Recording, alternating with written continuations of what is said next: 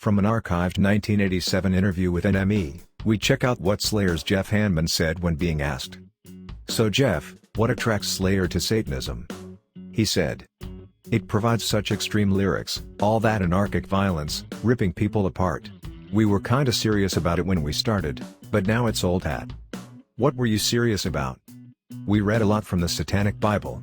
It's not quite the opposite of the normal Bible. A lot of its principles are just about being yourself. If you want to do something, you do it. If you want to have affairs, you can. But we never hold daily rituals or anything. Slayer are not into Christianity in a big way, but all that talk of red books and worshipping Satan sounds pretty religious to me. Isn't Satanism the same old crap in reverse? Yes, it's the same thing. You can get caught up in it just like any religion. What we're attacking, in a roundabout way, is the Christian TV conmen. It's unbelievable, the amount of money stolen in the name of Jesus. There are good commercial reasons why the media and the metal industry stay way clear of Satanism, but bands like Metallica, Megadeth and Anthrax just think it's ridiculous. Well, a lot of it is quite ridiculous, but you don't think of it as a pose, it's just something to write about, which is way over the top, and is an easy way of offending people. During a recent interview, Slayer guitarist Kerry King talked about censorship, discussing the band's recent live debut in Singapore, and being banned to play certain songs by the government due to religious beliefs. He said, "I think religion is just a big farce, and I think people use it as a crutch as opposed to dealing with the problems in their lives." This is what he said. We just played Singapore for the first time, and like the day before we played, we got there, a couple days early, I guess, do some press or whatever, and the night before we played, we found out the government came in and said, "Okay, here's 5 songs, you can't play these songs." And I thought to myself, how oppressed is your country when you're scared of music and you think by us playing this song, things are going to happen to your children?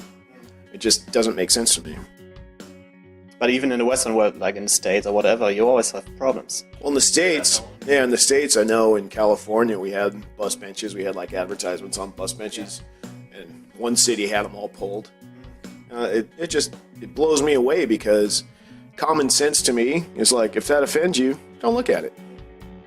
Maybe somebody else won't be offended. And it's just ironic in this day and age, things like that can still happen. Is it still important for a band like Slayer nowadays to offend people? I don't even think we're trying to. I just think, we're making up music that we like and writing about subjects that we like, and it just upsets people. I mean, I knew when we did Jihad that we're going to have to answer for it, and that's okay. But, all the other ones, like I didn't write Cult because I wanted to, I didn't write Cult because I thought, people are just going to say, "Oh, these guys are the devil." Cult is how I feel. I think religion is just a big farce, and I think people use it as a crutch as opposed to dealing with the problems in their life. So, I think a lot of people think that Jihad is something like Angel of Death Part 2. Yeah, people. I knew we were going to get the exact kind of response because it's fresh. People say, "How could you write such a song?" And realistically, it's just like reading the newspaper, but it's got music put on top of it, or underneath it. So you got music and you're reading an editorial from, some Muslim country, And because we didn't condemn it, just like we didn't do an Angel of Death, that makes us, Muslim sympathizers, and it's crazy. People got too much time on their hands to think about what Slayer's doing. Just listen to the music and have fun, I think people should be allowed to make their own choice. I think people should think for themselves. I think people should listen to music because they like it, not because they're listening to it to pick things out that are wrong with it.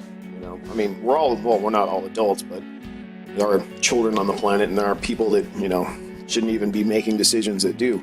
But, I'm all about answering for what I do. Like I said about the bus benches, if you don't like music, don't listen to it. If you don't like the TV show, watch another TV show. If you don't like horror movies, go see, Click, go see comedy, There's choices. You don't have to listen to this. It's not like when we put out a record and it's mandatory listening for everyone on the planet. It's not like that. You have a choice. Discussing the importance of rhythm guitar, Slayer guitarist Kerry King shared his thoughts on shredders, saying that their music tends to easily bore him as repetitive. He tells Total Guitar, I think a lot of the shredder-type players, and I don't mean everybody, they're not very good songwriters. Players like Fire Malmsteen spend their time perfecting what they do only as far as leads. Yngwie had a run where he did some good songs, but when it became just about how many notes he can fit in a millisecond. King added, don't get me wrong, he's an amazing player, but after 3 songs, I'm done. He'll just keep doing it faster on a different string. Rhythm guitar is where a song is constructed. If there's a song you like, it's because of that rhythm guitar. The lead stuff at the end of the day is just the icing. During the rest of the chat, King discussed hanging out with friends who aren't into metal, explaining how he still likes goofing around with guitar. When people come over and want to listen to music most people like, say Michael Jackson or something, I'll go pick up the guitar and learn the one Eddie Van Halen played on. I'll do stupid shit like that, he said. There's this song called Push It, which got used in commercials, and I think it's funny to put that on when friends are over, pick up a guitar and play along. Everyone in the house just dies laughing. For clarity, you can turn that into a metal song. Discussing his involvement with Megadeth during the band's early stages, Slayer guitarist Kerry King praised frontman Dave Mustaine's guitar skills, but still said that he can't figure out how anyone put up with Dave's character enough to stay in the band. He told Loudwire, I was one of the lucky people, and there's certainly no offense against Kirk Hammett. Kirk's a wonderful friend of mine, but I was lucky enough to see Metallica with Mustaine. And I say that because it's just a rare thing to be able to say that. I saw them play with Woodstock, and I was so intrigued by Mustaine because he was just ripping on guitar and looking out that way somewhere. And I can't do that to this day. So I was just blown away at his guitar playing. And to find out, I think it was through BC Rich, cause we all played BC Rich back then, I found out that Dave was inquiring if I would play. He continued, at the end of the day, I thought, this is a gigantic learning situation. And I also thought people would see me and know me from Slayer. Cause, I mean, we only went to the Bay Area, we only got up there. So I think, if people saw me, it would at least make them think, Slayer. So I had Slayer's best intentions in mind. I didn't go and say, hey, I want to be in Megadeth. I don't know how anybody can be in Megadeth for more than a couple of hours, cause that guy's crazy. Asked if he had any bad experiences with Mustaine during his short time in the band back in 1984, King replied, he was cooler back then. I think there's been a lot of drugs and funny extracurriculars between now and then that helped shape who he is today. But it was good times back then. Playing all the venues Slayer played on, just, I don't know, playing different music. His stuff is definitely more, I wouldn't say intricate, cause we've got intricate parts too, but it's just, he writes riffs in a very different perspective than I, even after playing with him for a number of months. I wouldn't do it. It's just not my style. In a recent interview, Slayer guitarist Kerry King was asked for his opinion of the Swedish occult rockers Ghost, who share management with Slayer and have toured with King's band in the past. He said, dude, I love the imagery. I love it. I just hate the fucking music. I like them as people. You know, they've been on many tours with us. I can't get into their music. And I tried. I want to like them, and I can't. I got their CD from Brian Slagel from Metal Blade. It was when Gary Holt first started playing with us, and I picked up Gary. And I'm like, Brian said, this is awesome, man. So we put it in, going to practice. It wasn't awesome.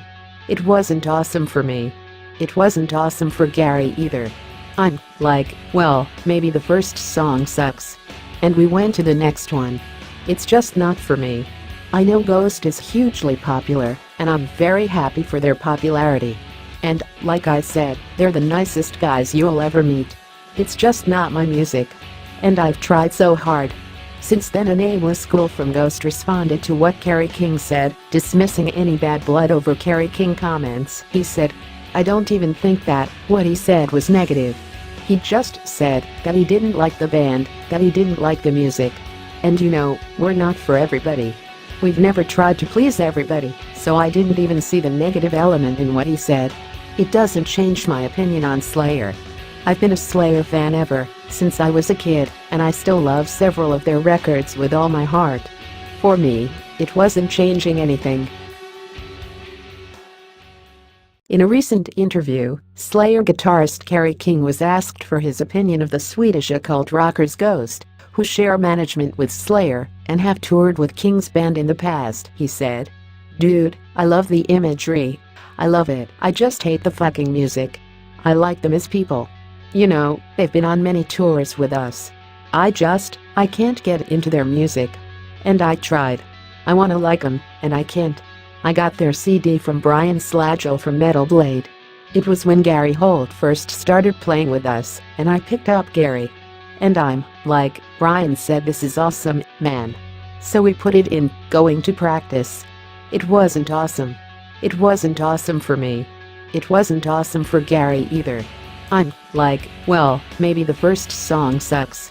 And we went to the next one. It's just not for me.